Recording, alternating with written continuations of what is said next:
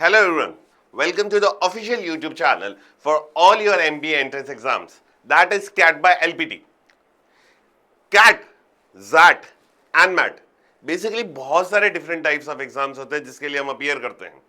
MBA entrance के लिए अगर देखा जाए तो 5 से 6 एग्जाम्स है जिसके लिए आप अपियर करोगे, जिसके लिए आप मेहनत कर रहे हो. Different different colleges different different exams के थ्रू आपको एडमिशन देते हैं, तो हम उसकी प्रिपरेशन करते हैं. गलती क्या होती है, फॉर एग्जाम्पल अगर आपको एक्सएलआई की प्रिपरेशन करनी है, आपको एक्सएलआई जाना है जैट के थ्रू, लेकिन आप तैयारी कर रहे हो कैट के एग्जाम की. आप सोचते हो कि कैट की तैयारी मेरे लिए जैट की तैयारी कर लेगी, जैट में मैं क्वालिफाई कर पाऊंगा, तो ये थोड़ा सा एक गलत स्टेप हो जाता है.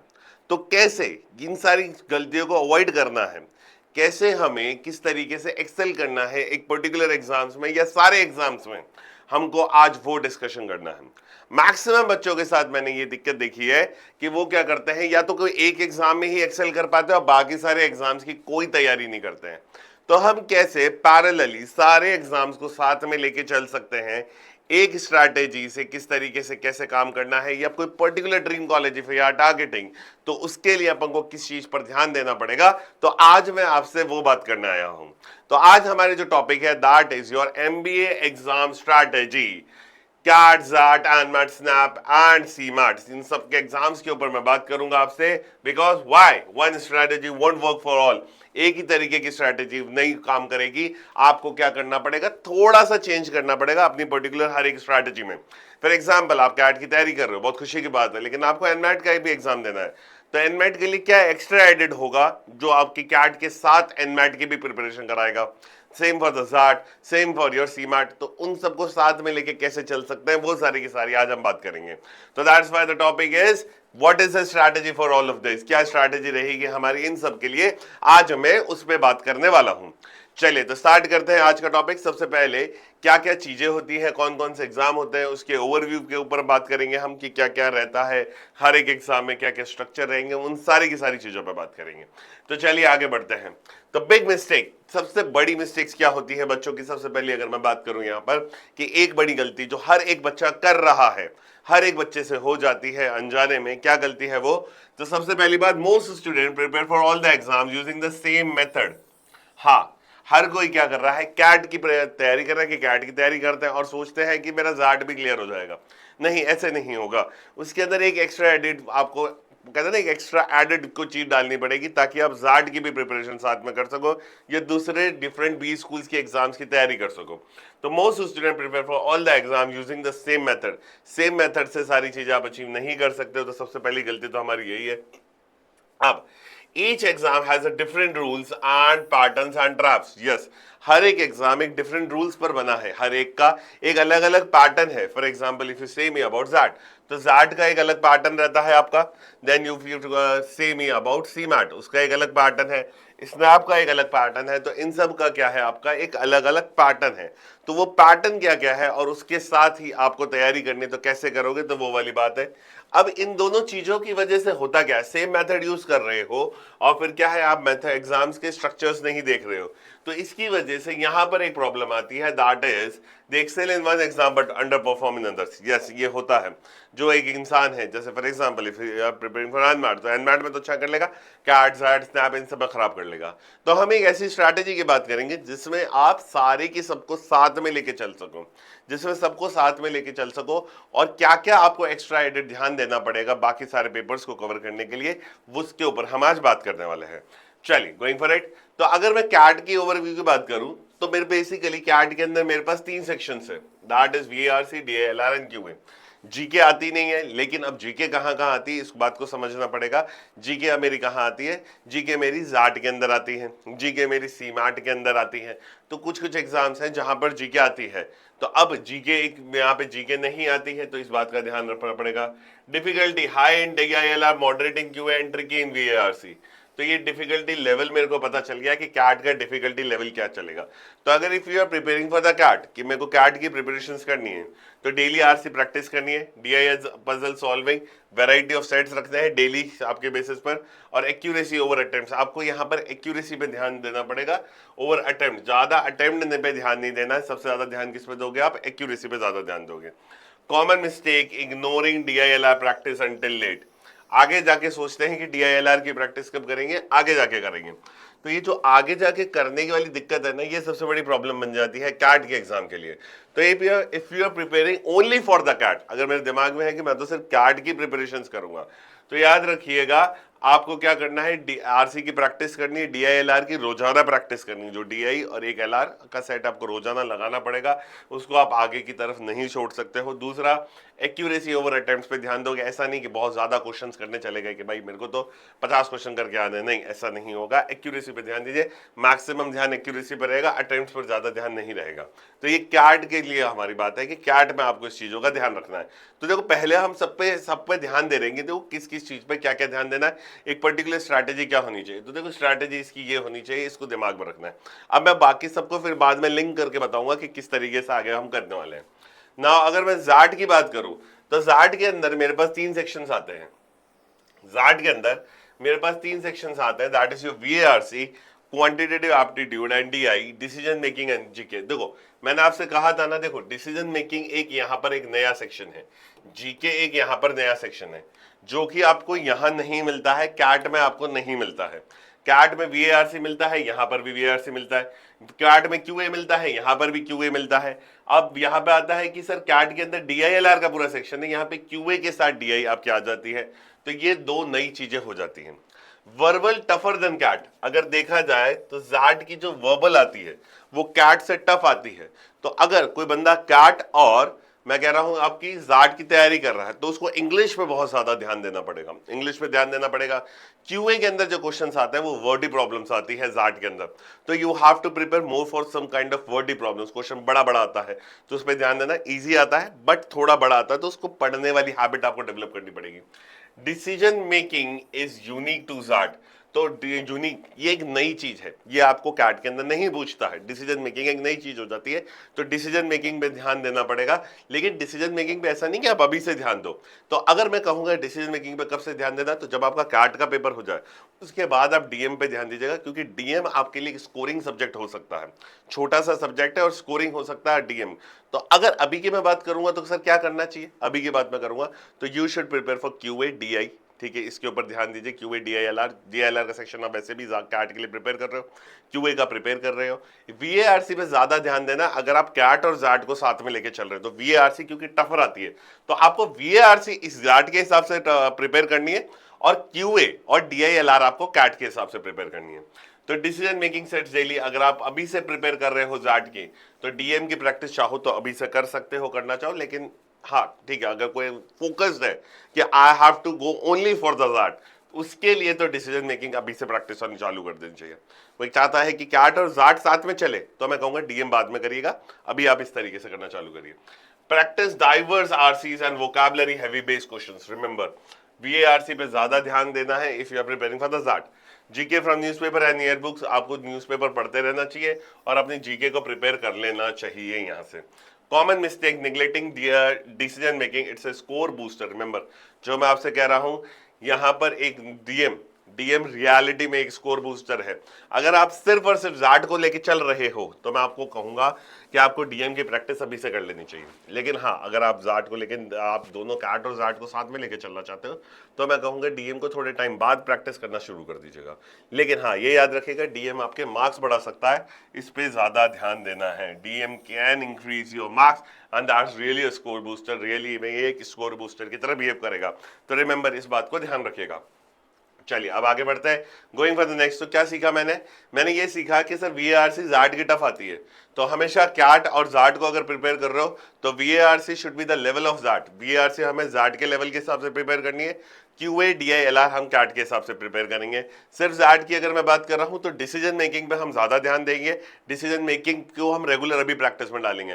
लेकिन अगर दोनों को साथ में लेके चल रहे हैं तो थोड़े टाइम बाद में डिसीजन मेकिंग की प्रैक्टिस करना स्टार्ट कर दूंगा। चलिए, moving towards the next is your NMAT. एकदम ही अलग पैटर्न, क्योंकि अडेप्टिव है बेसिकली। ये तो क्या है, एक अडेप्टिव पेपर है, तो थोड़ा सा पेपर पे ज्यादा ध्यान चलेगा इसमें हमारा। तो आते हैं adaptive test, difficulty adjust. You know that कि अडेप्टिव टेस्ट है, एंड यू नो, जिसको नहीं पता मैं बता देता हूँ। अडेप्टिव मतलब क्या होता है, पेपर अपने हिसाब से आपको क्वेश्चन देता है। अगर आपने कोई क्वेश्चन को बहुत ज्यादा जल्दी करने लग गए तो वो क्या समझ जाएगा कि क्वेश्चन ईजी है, तो वो आपको टफर साइड पे देने लग जाएगा, क्वेश्चन थोड़े से टफ देने लग जाएगा। ठीक है, टफ क्वेश्चन ज्यादा अच्छे से सही करोगे, अगर टफ क्वेश्चन भी आपने जल्दी कर दिए यानी उसको पता चल गया कि आप एक स्मार्ट बच्चे हो, तो आपको मार्क्स भी ज्यादा देगा। ये भी एक फायदा होता है टफ क्वेश्चन करने का। और टफ क्वेश्चन करने का एक और फायदा है कि यानी आपने पिछले क्वेश्चन सही किए हैं, ये भी आपको वो बात बताता है। तो ठीक है, तो अडेप्टिव टेस्ट से डिफिकल्टी एडजस्ट करता है। 3 सेक्शंस होते हैं, language skills, quant and LR. Language skills, quant, LR. Time pressure is high, time pressure is really high for this. तो strategy, speed plus accuracy drills पे ध्यान देना है। Mock test in adaptive and shortcuts for easy question please. अगर अब मैं बात करता हूं एनमैट कि मैं कैट, जाट और एनमैट को साथ में लेके चल रहा हूं, तो मैं आपसे कहूंगा एनमैट के लिए आपको अपनी प्रिपरेशंस में कोई चेंज मत करिए। अगर आप सिर्फ और सिर्फ एनमैट की प्रिपेयर कर रहे हो तो मैं आपको कहना चाहूंगा कि आप इसके मॉक लगाना स्टार्ट कर दीजिए। एनमैट के मॉक से आपको पता चलेगा क्या चीजें और क्या चीजें नहीं होती है। एनमैट के मॉक्स पे ज्यादा ध्यान दीजिएगा। तो speed plus accuracy, mock test in adaptive mode पे मॉक टेस्ट लगाना स्टार्ट करिए। This really help you out. पढ़ाई में कोई चेंज नहीं करना, पढ़ रहे आप जैसे हो वैसे के वैसे पढ़ते रहिए कैट और जैट के हिसाब से, लेकिन हाँ मॉक का अडेप्टिव मोड में आपको प्रैक्टिस करना चालू कर देना चाहिए। This would really help you out. यहाँ पर मॉक टेस्ट आपकी हेल्प करेंगे, कोर्स के स्ट्रक्चर में कोई चेंज मत करना अगर आप एनमैट को साथ में लेके चल रहे हो तो। Common mistake, spending too much time on one question and hurting attempts. Yup, ज्यादा टाइम वेस्ट नहीं करना है, एक्यूरेसी पर ध्यान देना है। किसी भी एक क्वेश्चन पे ज्यादा टाइम नहीं देके हमको आगे आगे बढ़ते रहना है, इस पे ये ध्यान रखिएगा। आप पीछे तो वैसे भी नहीं आ सकते हो एनमैट के पेपर में, आगे ही बढ़ना है, तो इसलिए इस पे ध्यान देना है। तो इसलिए स्पीड और एक्यूरेसी ड्रिल्स पर ध्यान दीजिए, शॉर्टकट्स पे ध्यान दीजिएगा। स्पीड और एक्यूरेसी ड्रिल्स पर तो आप कैट और जैट के साथ दे सकते हो, और एक्स्ट्रा ध्यान देना है तो कोशिश करेंगे और एक्स्ट्रा कर सकते हो स्पीड पे काम, तो that's really great thing. And then you can work on the accuracy part, ज्यादा क्वेश्चन सही करने पे ध्यान देना, शॉर्टकट्स पे ध्यान देना। बेसिक मेथड भी सीखते ही हो, कैट के क्वेश्चंस करोगे तो बेसिक मेथड तो बेसिकली सीखोगे, and then you would be learning the shortcuts too, तो that would really help you out for the NMAT thing. तो यहाँ पे ये एनमैट की प्रैक्टिस आपको करवा देगा। तो याद रखिएगा, इसके लिए सिर्फ और सिर्फ मॉक टेस्ट में मेन ज्यादा ध्यान देना है, बाकी आप कैट और जैट के साथ आगे निकल जाओगे, कोई दिक्कत नहीं होगी। ज्यादा टाइम एक क्वेश्चन पे वेस्ट नहीं करना है, इस पर भी ध्यान रखिएगा। Now going for snap, 60 question से 60 मिनट टोटली पेपर अगर मैं बात करूं तो भाई स्पीड वाला गेम है, पूरा पेपर स्पीड वाला गेम है। जितना ज्यादा क्वेश्चन करने हैं स्पीड से करने पड़ेंगे, स्पीड बहुत ज्यादा मेजर रोल प्ले करती है यहाँ पे। तो 60 क्वेश्चन से 60 minutes, mix of easy and tricky question. Paper level बहुत इजी रहता है, पेपर लेवल बहुत इजी रहता है, ये बात याद रखेगा। नो सेक्शन कट ऑफ कोई नहीं है। Learn to skip hard one question quickly, ठीक है, फटाफट आपको ये पता होना चाहिए, क्योंकि मैंने कहा था स्किप, स्पीड पे बहुत ज्यादा ध्यान है इसका। स्पीड ड्रिल्स एवरी वीक, हर एक समय स्पीड ड्रिल्स पे ज्यादा ध्यान है। Maximum attempts without losing accuracy, याद रखिएगा स्पीड पे ध्यान दो तो इसका मतलब नहीं है कि गलत क्वेश्चंस करने लग जाओ, कि पूरे पूरे क्वेश्चन करके आगे पता चला आधे गलत है, तो वो फायदा नहीं होगा। तो आपको स्पीड के साथ साथ एक्यूरेसी पे भी ध्यान रखना पड़ेगा, तो इसका ध्यान रख के ही आगे बढ़ेगा। तो स्पीड कैसे बढ़ाए, तो वही चीज है मेरा 3 step process, easy, moderate, difficult. 3 step process, easy, moderate, difficult. तो अगर इजी क्वेश्चन दिखते ही अगर सॉल्व हो रहा है तो go for the easy question, then go for the moderate, and then go for your difficult. तो आपको इसमें जल्दी से जल्दी ये पता करना बहुत जरूरी है। तो स्पीड ड्रिल्स की आप प्रैक्टिस करोगे, जब आप मॉक्स लगाओ स्नैप के, तो आपको इस पे ध्यान देना है कि कैसे आप क्वेश्चन को आइडेंटिफाई कर सकते हो कि यार ये तो बहुत ज्यादा टाइम लेगा। ऐसा नहीं कि मेरा फेवरेट टॉपिक का क्वेश्चन है, मैं तो इसको ईगो पे लेकर सॉल्व करूं, तो this would hurt your attempts. तो इसलिए ऐसा नहीं करना है आपको सिर्फ स्पीड पे मैक्सिमम ध्यान देकर रखना है अगर आप इसको लेके चल रहे हो। बाकी चीजों में कोई चेंज नहीं करना है, आप कैट और जैट के साथ ही अपनी तैयारी आगे बढ़ा सकते हो, कुछ नहीं है, पढ़ने में सेम टू सेम ही है, बट एक्यूरेसी पे ज्यादा ध्यान, स्पीड पे ज्यादा ध्यान, तो शॉर्टकट्स पे भी ज्यादा ध्यान देना पड़ेगा आपको। मैक्सिमम अटेम्प्ट्स पे ध्यान देना है, यहाँ पर मैक्सिमम अटेम्प्ट्स पे मेजरली ध्यान होगा मेरा। अगर मैं स्नैप की बात करता हूँ तो स्नैप को हम इस तरीके से आगे बढ़ाएंगे। तो अगर मेरे से कोई कहता है कैट, तो मैं वापस रिपीट करूंगा अगर सारे पेपर्स को अभी तक के, तो मैं कहूंगा जैट, कि आपको वीआरसी हमेशा जैट के हिसाब से प्रिपेयर करते हुए चलनी है। क्यूए एंड डीआईएलआर आप हमेशा कैट के हिसाब से प्रिपेयर करते हुए चलोगे। तो कैट के हिसाब से वो तो हो ही गया, जैट का हो गया। अब मैं बात करूँ एनमैट के लिए, आपको क्या करना है, मॉक टेस्ट लगाने हैं एडाप्टिव मोड में, उसको ध्यान देना है। एनमैट और स्नैप दोनों के दोनों स्पीड पे काम करेंगे, आपकी एक्यूरेसी पे काम करेंगे, तो मैक्सिमम ध्यान आपको एक्यूरेसी पे तो सारे ही काम करेंगे, नॉर्मल सी बात है, लेकिन हाँ इनमें अटेम्प्ट्स पर ज्यादा ध्यान रहेगा मेरा कि अटेम्प्ट ज्यादा हो। तो जैसे स्नैप तो पूरा टोटली अटेम्प्ट्स पर है, तो मैं इसमें अटेम्प्ट ज्यादा करने की कोशिश करूंगा। कैट में मैं अटेम्प्ट्स पे ज्यादा ध्यान नहीं दूंगा, एक्यूरेसी पे ज्यादा ध्यान दूंगा, तो मेरे को इसको प्रायोरिटाइज करना पड़ेगा। स्नैप पे मेरे अटेम्प्ट्स पे ज्यादा ध्यान रहेगा, ज्यादा ध्यान, और एक्यूरेसी पर भी ध्यान रहेगा, तो स्नैप पे मैं कुछ इस तरीके से आगे बढ़ूंगा। Moving towards next is your CMAT. अब सी मैट का पेपर पैटर्न पूरा अलग हो जाता है, क्यों? क्योंकि बहुत सारे सेक्शन है, देखो QA L R V R C तो तुम्हारा हो गया, कोई दिक्कत नहीं है मेरे को। यहाँ पर एक जीके, जीके आपने जाट में आपको मिल रही थी, तो आपने उसके हिसाब से प्रिपेयर कर ली, जीके हो गई। और यहाँ पर एक और नई चीज आती है, इनोवेशन एंड एंटरप्रेन्योरशिप, ये आपके लिए एक नया सब्जेक्ट होता है, तो इसके लिए आपको प्रीवियस ईयर क्वेश्चंस देखने चाहिए, प्रीवियस ईयर, तो this would help you out a lot in this, ठीक है ना। Moderate difficulty overall, easy paper होता है, मतलब काइंड ऑफ बहुत इजी पेपर होता है, कैट जैट से तो बहुत इजी होता है, मैट से भी नीचे पड़ता है, आराम से कर सकते हो। Focus on static plus current GK पे ध्यान ज्यादा देना है, स्टार्टिंग एंड करंट जीके पे। यहाँ पर जीके की इंपॉर्टेंस है, जाट में जीके की इतनी इंपॉर्टेंस नहीं, लेकिन यहाँ पर तो पूरा एक सेक्शन ही है जीके का, 20 क्वेश्चन आएंगे इसके, तो आपको इस पर ज्यादा ध्यान देना है। Practice I and E from the previous year question, मैंने ये बोला था ना, इनोवेशन एंड एंटरप्रेन्योरशिप, ये आपको प्रैक्टिस करना है। रिवाइज क्यूए फंडामेंटल्स पर ध्यान दीजिएगा। Ignoring GK and I N until last, यहाँ पर सबसे बड़ी गलती होती है ये। If you are targeting CMAT, अगर आपका एक टारगेट है कि मैं सी मैट को भी टारगेट में रखूंगा, तो जीके पर ध्यान देना है, इनोवेशन एंटरप्रेन्योरशिप पे ध्यान देना है, क्योंकि अगर देखा जाए तो 3 सेक्शंस तो इसमें थ्योरेटिकली आते हैं, जैसे इनोवेशन, जीके एंड वीआरसी, ये तो एक थ्योरेटिकल सेक्शन है, बेसिकली क्यूए एंड एलआर है, तो 2 घंटे का पेपर है, 5 सेक्शंस है, 20-20 क्वेश्चन आएंगे, 100 क्वेश्चन तो हुए, और आपके पास टाइम बहुत भरपूर होगा, तो आप आराम से कर सकते हो अगर आप इसको टारगेट मोड में रख रहे हो। तो जैसे जाट के लिए मैंने कहा था डीएम इज क्वाइट इंपॉर्टेंट, यहाँ पर जीके और एंटरप्रेन्योरशिप बहुत इंपॉर्टेंट होती है। अब जीके आप जाट के लिए भी पढ़ोगे, तो आप इसके लिए भी साथ में प्रिपेयर कर सकते हो, कोई दिक्कत नहीं है। और इनोवेशन एंटरप्रेन्योरशिप आपको अलग करना पड़ेगा, वो आप बाद में कर लेना, उसके लिए कोई दिक्कत नहीं, वो आप बाद में कर लीजिएगा, when you are free from CAT and XAT, उसके बाद में अपन करेंगे उसमें। इनोवेशन एंटरप्रेन्योरशिप हम बाद में करेंगे, डीएम हम अभी से स्टार्ट कर सकते हैं अगर चाहे तो, उसमें कोई दिक्कत नहीं, थोड़ा थोड़ा करके भी पढ़ोगे ना तो रेगुलरली में हो जाएगा डीएम, तो इतना बड़ी चीज नहीं है, तो डीएम हम अभी से स्टार्ट कर लेंगे। तो वापस से स्टार्ट करते हैं from the right from the start. CAT कि मैं वीआरसी में जाट के हिसाब से प्रिपेयर करूंगा, क्यूए डीआईएलआर मैं कैट के हिसाब से प्रिपेयर करूंगा। जीके थोड़ा जीके में पढ़ता रहूंगा, normal news and starting GK वो थोड़ा थोड़ा पढ़ते रहना चालू करिएगा, ठीक, क्योंकि जाट का पेपर मेन है सबसे पहले, तो जाट के हिसाब से मेरी जीके थोड़ी बहुत हो जाएगी, दैट इज गुड।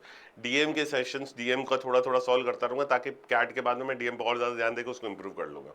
एनमैट और स्नैप पे के हिसाब से अगर चल रहा हूं, तो मेरे को एक्यूरेसी पे ज्यादा ध्यान देना है, स्पीड ड्रिल्स पे ज्यादा ध्यान देना पड़ेगा, तो मैं इन सब की जब प्रैक्टिस करूं तो शॉर्टकट्स पे ज्यादा ध्यान देता रहूं, बेसिक पे भी ध्यान दे रहा हूं, शॉर्टकट्स पे भी ध्यान दे रहा हूं। ये बेसिक आपका कैट जैट प्रिपेयर करवा देंगे, और शॉर्टकट्स और स्पीड आपकी एनमैट और स्नैप प्रिपेयर करा देंगे, then you can go for the CMAT also, तो यहाँ से प्रिपेयर हो गया। इनोवेशन एंटरप्रेन्योरशिप हम बाद में ध्यान देंगे, when we are free from, थोड़े बहुत पेपर से फ्री हो जाएंगे, फिर हम ध्यान देने वाले हैं। चलिए, तो I think so clear with the approach, आपको ये बात समझ में आ गई होगी। नाउ अब smart multiplier, build core skills in QA basics and LRRC, जो मैंने आपसे बात कही, कस्टमाइज पर एग्जाम्स एक्स्ट्रा सेक्शन के हिसाब से कस्टमाइज करते रहिए अपने प्लान को, जैसे मैंने आपसे बात करी डीएम, तो ये आपको करना पड़ेगा, जीके और इनोवेशन एंटरप्रेन्योरशिप, तो बेसिकली 3 सब्जेक्ट है जो मेरे को एक्स्ट्रा मिले हैं, दैट इज जीके, सबसे पहला मेरा जीके आया, फिर मेरा इनोवेशन एंटरप्रेन्योरशिप आया, and then your DM. DM पे अभी हम ज्यादा ध्यान देंगे, जीके पे थोड़ा थोड़ा ध्यान देते रहेंगे, और इनोवेशन एंटरप्रेन्योरशिप पे हम बाद में ध्यान देते रहेंगे। Weekly मॉक्स for all exam separately, आप चाहो तो वीकली मॉक्स लगा सकते हो, और एनालिसिस मिस्टेक्स डीपली ये आप कर सकते हो, तो ये वाला पार्ट हमारा रहेगा। तो मैंने आपको एक टोटल स्ट्रैटेजी दी है, जिससे आप क्या कर सकते हो, पेपर्स को साथ साथ में कवर करते हुए आगे बढ़ सकते हो, तो इसका आपको ध्यान रखना है। Now final exam, final advice, one size fits all equals to dangerous. आप अगर एक ही स्ट्रैटेजी से चलोगे तो आप कभी भी नहीं कर पाओगे, एक ही एग्जाम क्लियर कर पाओगे, बाकी छोड़ दीजिएगा, इस बात का ध्यान रखिएगा। Play to each exams rules, तो थोड़ा थोड़ा करके आपको हर एक एग्जाम्स के हिसाब से प्रिपेयर करना पड़ेगा। कैट के साथ साथ में आप डीएम पढ़ोगे, हल्का हल्का पढ़ते रहोगे थोड़ा थोड़ा, तो आपकी जाट प्रिपेयर होती रहेगी। शॉर्टकट्स पे ध्यान दोगे, जब आप क्यूए सॉल्व कर रहे हो तो आपका स्नैप और एनमैट प्रिपेयर हो जाएगा, ठीक है। और जीके का करोगे तो आपका सीमैट प्रिपेयर हो रहा है, आपका जैट प्रिपेयर हो रहा है, इनोवेशन एंटरप्रेन्योरशिप हम बाद में करेंगे। एक बात याद रखिएगा, अगर आप एनमैट और इनका भी प्रिपेयर कर रहे हो तो आपको मॉक्स भी लगाने पड़ेंगे, एनमैट और स्नैप के हिसाब से आपको मॉक लगाने पड़ेंगे, इसका ध्यान रखिएगा। Reviews mistakes regularly, balance speed and accuracy, याद रखिएगा। Strategy wins exam, not just the knowledge, remember it. Strategy से एग्जाम जीता जाता है, सिर्फ नॉलेज से नहीं जीता जाएगा। तो हमको इस पर ध्यान देना है कि हम किस तरीके से सबको साथ में लेके जा सकते हैं। I think so I am clear with the words and the strategy part. तो इन स्ट्रैटेजी को प्लीज फॉलो करिएगा ताकि आपके सारे पेपर साथ में प्रिपेयर हो सकें। दूसरा, मुझे कमेंट सेक्शन में जरूर बताइएगा कि ऐसा कौन सा एग्जाम है जिससे आपको डर लग रहा है, जिसकी स्ट्रैटेजी आपको चाहिए पूरा पर्टिकुलरली, तो हम उसके ऊपर एक अलग सी वीडियो बना के उस पर भी बात कर सकते हैं। Going forward on this part, हमारी 0 to IIM की सीरीज चल रही है, 200 की सीरीज चल रही है। प्लीज उसको भी आप देखिएगा, उसको लाइक करिएगा, उसके सारे सेशन देखिएगा। That is really also good. तो कंटेंट रिलेटेड पार्ट भी हमारा सही चल रहा है, हम पढ़ाई पे भी पूरा काम कर रहे हैं, हम स्ट्रैटेजीज पे भी पूरा काम कर रहे हैं, एग्जामिनेशन नॉलेज, एग्जामिनेशन अपडेट्स में भी पूरा काम चल रहा है। तो प्लीज आप ये सारी की सारी चीजों के साथ बने रहिएगा, ठीक है ना। सब्सक्राइब कर दीजिएगा, लाइक करिएगा सेशन को, and please share with your friends also. चलिए, till then, thank you and thank you very much.